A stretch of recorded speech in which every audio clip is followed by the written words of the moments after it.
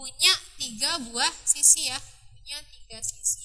Jadi karena dia punya 3 sisi, maka sisi yang di sini 8 dikali dengan 3. Kan satuannya 8 ya, 8 dikali 3 berarti sama dengan 20. Maka untuk jawabannya adalah yang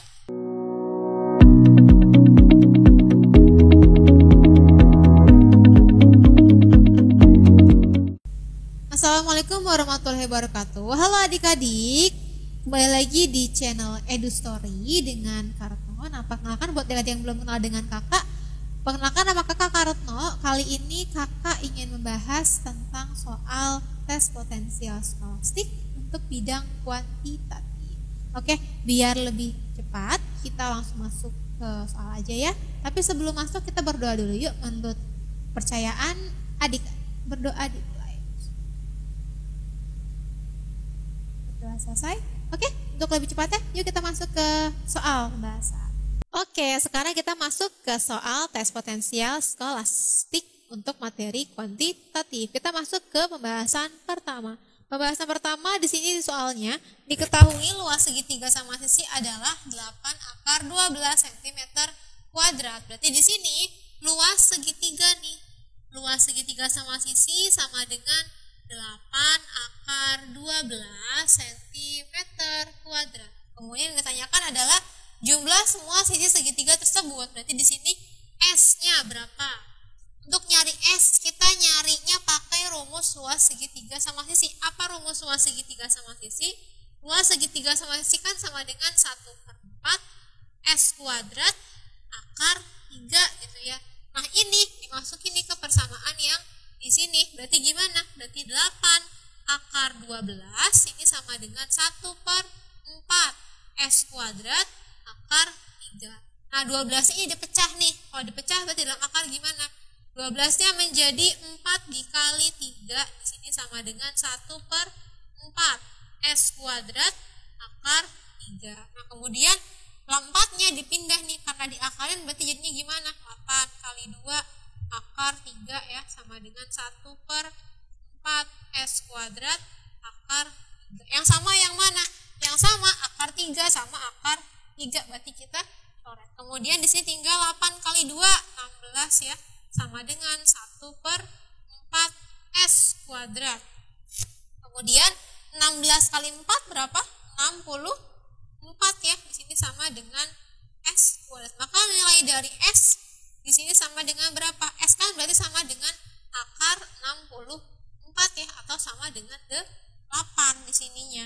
Nah, di sini dalam luas segitiga, di sini kakak tulis di sini. Jadi kalau di segitiganya kan sama sisi, berarti dia punya 3 buah sisi ya, punya 3 sisi. Jadi karena dia punya 3 sisi, maka sisi yang di sini 8 dikali dengan 3. Kan satuannya 8 ya, 8 dikali 3 berarti sama dengan 20. Maka untuk jawabannya adalah yang D. Mudah kan ya? Selang soal pertama, nanti kita masuk ke next soal. Oke, yuk masuk ke next soal. Oke, sekarang kita masuk ke next soal. Di sini ada pola bilangannya, tentukan bilangan yang belum diketahui. Apa aja bilangannya? Di sini ada 8, 17 gitu ya. Kemudian 32, lalu ada 68 dan ada 101. Di atasnya di sini ada 5, kemudian ada 7, kemudian ada 10 dan di sini ada tanda tanya. Ini kan masing-masing ada segitiga gini ya. Segitiga itu dalam segitiga. Nah, kurang lebih seperti ini gambarnya. Nah, kemudian untuk mencarinya dan melengkapi yang di sini nih itu gimana sih caranya gitu kan. Nah, untuk melengkapi yang di sini kita bisa lihat nih, kalau dihitung ini kasih nih gitu ya, ini nggak ketemu polanya. Dari sini ke sini 9 gitu ya, dari sini ke sini itu udah beda semuanya.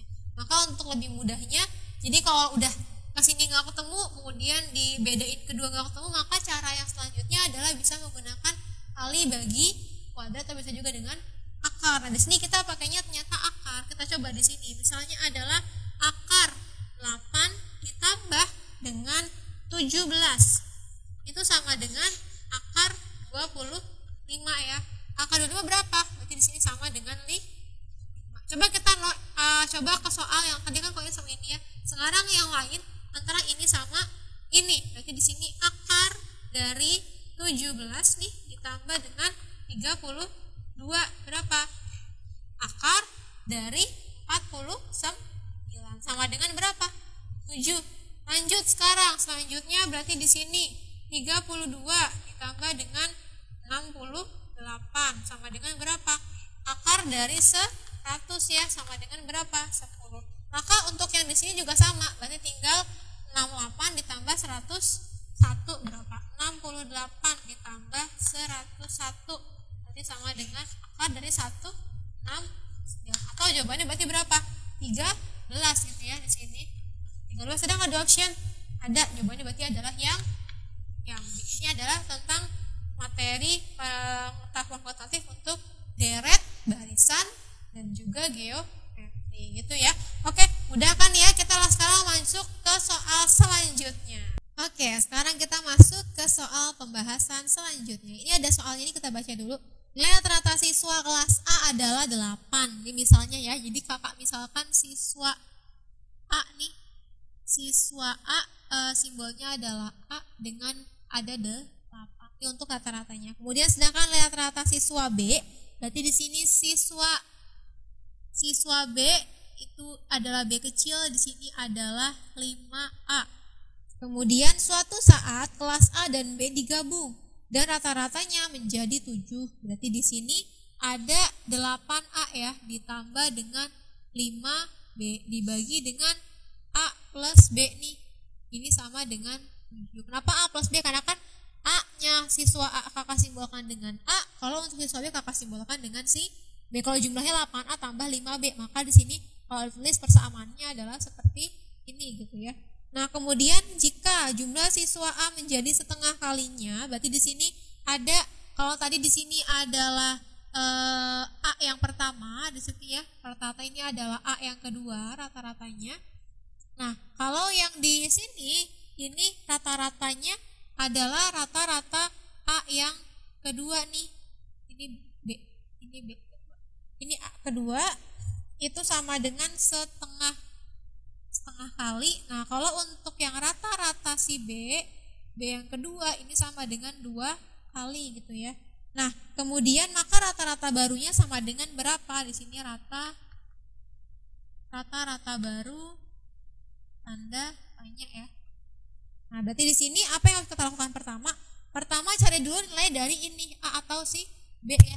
Berarti dimasukin ke persamaan yang bawah. Berarti 8A ditambah dengan 5B dibagi dengan A plus B. Ini sama dengan, kalau dibawahin berapa? 8A ditambah dengan 5B ini sama dengan 7A ditambah dengan 7. Jadi berapa? A ya, A sama dengan 2B, tinggal tukar tempat aja. Nah, setelah udah ketemu nilai dari A-nya, sekarang kita mencari nilai dari rata-rata baru. Rata-rata baru berarti di sini pakai yang ini tapi ini dihilangin. Berarti di sini sama dengan 8A ditambah dengan 5B dibagi dengan A plus B. Ini sama dengan rata-rata yang kedua. Jadi di sini A-nya dimasukin, A-nya kan setengah kalinya ya. Jadi di sini 8 dikali dengan setengah A nih di sini. Ditambah dengan 5 dikali B-nya berapa? 2 nih. 2B. Jadi terusnya kalau A-nya bisa menjadi setengah A, boleh di sini sama dengan 2B gitu ya. Nah, kemudian ini dibagi dengan setengah A ditambah dengan 2B sama dengan rata-rata yang ini berapa? 4A ya. 4A ditambah dengan 10B dibagi dengan setengah nih. Setengah A ditambah dengan 2B. Ini rata-rata kedua. Ini dikali aja, dikali 2. Dikali 2 berarti berapa di sininya? Ini dikali 2 berarti di sini sama dengan 8 ya. 8A ditambah dengan 20B nih dibagi dengan, kalau setengah kan dikali 2 sama dengan berapa? 1 ya.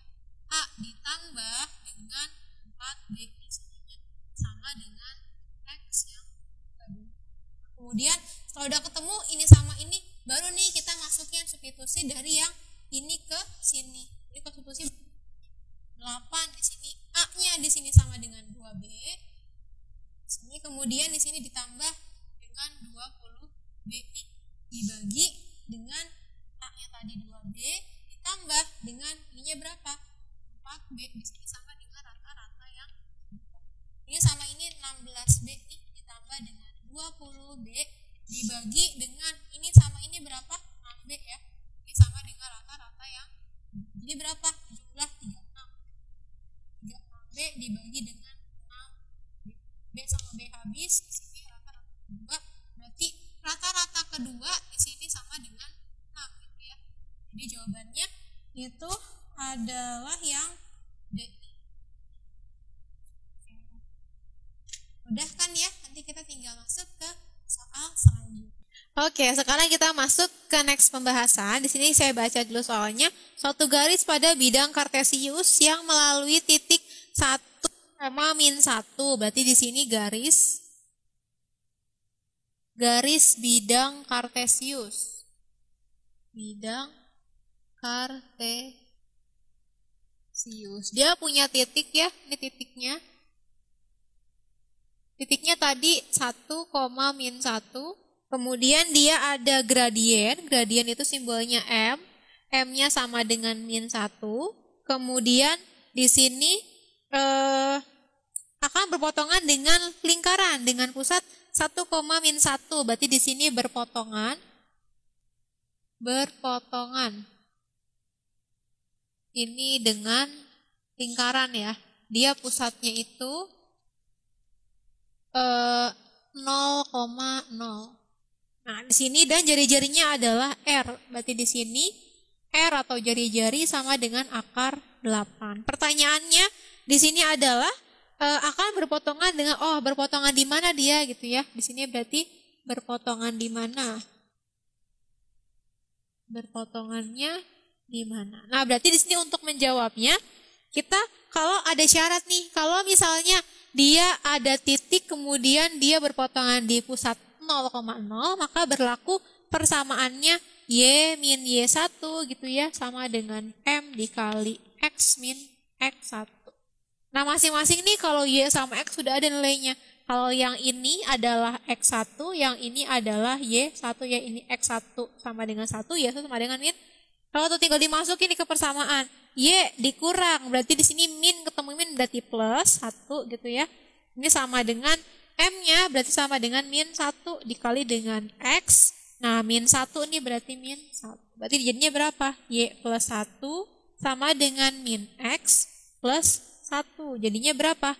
Ini sama ini kan habis ya. Berarti Y sama dengan min X. Nah, ini udah ketemu nih nilai dari min X. Nah, sekarang kita mencari nilai dari persamaan lingkaran di pusat 0,0. Nah, di sini kalau persamaan lingkarannya di 0,0, ini berlaku persamaan X kuadrat ditambah dengan Y kuadrat sama dengan R kuadrat gitu ya. X kuadrat di sini belum ada, yang ada hanya R kuadratnya aja. Berarti R-nya berapa? Akar 8 ya, diakarkan 2. Berarti di sini X kuadrat ditambah Y kuadrat sama dengan 8. Y-nya apa? Y-nya diambil dari sini, jadi dari sini nanti disubstitusi ke sini. Berarti jadinya gimana? X kuadrat ditambah dengan Y-nya di sini sama dengan min X nih, dimasukin min X, ini dikuadratin sama dengan 8. Jadi X kuadrat ditambah dengan X kuadrat sama dengan 8. Maka di sini 2X ya. 2X kuadrat sama dengan 8. Jadi di sini X kuadratnya dia sama dengan berapa? Sama dengan 4 di sini. Berarti di sini X-nya dia plus minus 2. Maka bisa diambil kesimpulan bahwa nilai dari X-nya sama dengan berapa aja kan? Plus minus ya, berarti X pertama sama dengan 2, X kedua ini bisa menjadi min 2. Nah, berhubung tadi nilai dari Y dia sama dengan min X, maka di sini nilai Y-nya yang pertama di sini sama dengan min 2 gitu ya, atau bisa juga Y kedua di sini sama dengan 2. Nah, maka untuk pernyataan yang tepat di sini adalah hanya pernyataan nomor 2, yaitu menyatakan bahwa min 2 di sini min 2,2 itu pernyataan nomor 2. Kemudian satu lagi yang nomor 4 itu juga pernyataan yang tepat, 2, min 2 ini pernyataan nomor 4. Maka jawaban yang tepat itu adalah yang C, di mana hanya menyatakan 2 dan 4 saja. Oke, sekarang kita masuk ke next soal ya. Oke, sekarang kita masuk ke soal selanjutnya. Di sini kakak baca dulu soalnya. Dalam waktu 20 hari, 100 orang dokter menyembuhkan pasien COVID-19 sebanyak 800 orang. Berarti di sini waktu ya, pertama, waktunya itu sama dengan 20 hari. Kemudian di waktu pertama, kemudian ada subjek pertama. Itu sama dengan 100 dokter. Selanjutnya di sini menyembuhkan pasien COVID-19-nya sebanyak 800 orang. Kakak simpulkannya dia adalah objeknya sama dengan 800 pasien. Kemudian manakah hubungan yang benar antara kuantitas P dan Q berikut berdasarkan informasi yang diberikan. Nah, di sini P-nya ya, P-nya itu adalah pasien yang sembuh jika ada 500 dokter. Berarti di sini subjek kedua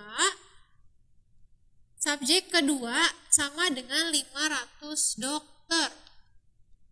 Kemudian di sini dalam waktunya 15 hari, berarti waktu ya. Waktu 15 hari. Kemudian di sini ada kuantitas Q-nya sama dengan 3.000 orang. Nah, tugas kita adalah mencari nilai dari hubungan antara P dan Q ini berapa sih? P dan Q ini hubungannya apa gitu ya. Nah, buat menentukannya kita bisa pakai perbandingan. Di mana nilai dari subjek ya dikali dengan waktu dibagi dengan objek nih sama dengan ini subjek 1, waktu 1, objek 1. Di sini juga subjeknya yang kedua dikali dengan waktu yang kedua juga dibagi dengan objek yang kedua. Nah, ini adalah persamaannya nih buat mencari nilai atau kuantitas dari P dan Q. Udah ketemu baru kita masukin semuanya sekarang. Gimana caranya masukin ke sini ya? Kakak geser ke sebelah. Subjek yang pertama ini adalah 100 berarti dikali harinya berapa? Yang pertama 20 ya. 20 dibagi dengan objek pertama tadi sama dengan 800. Kemudian di sini sama dengan subjek kedua itu sama dengan 500 dikali yang di sininya waktunya berapa? 15 dibagi dengan objek yang kedua. Ini berapa dikalikan? Berarti di sini 2.000 ya dibagi dengan 8. Ini total berapa? 500 dikali 15. 15 kali 5 ini 75 ya. 7.500 dibagi dengan objek kedua. Nah, maka nilai dari objek kedua setelah dikali silang ini semuanya di total menjadi 3.000 objek. Nah, berarti kan nilai dari P ini ya 3.000. Nilai Q berapa tadi? Sama ya 3.000. Maka ada hubungannya antara ini dengan ini. Hubungannya apa antara keduanya? Berarti di sini P sama dengan Q, di mana nilai atau option yang tepat adalah yang C. Itu ya, ini untuk menyatakan soal kuantitas P dan Oke, alhamdulillah bahasa hari ini sudah selesai dari Kak Retno. Semoga bermanfaat ya, dan nantikan video pembelajaran berikutnya. Jangan lupa subscribe, share, dan ke teman-teman kalian. Wassalamualaikum warahmatullahi wabarakatuh.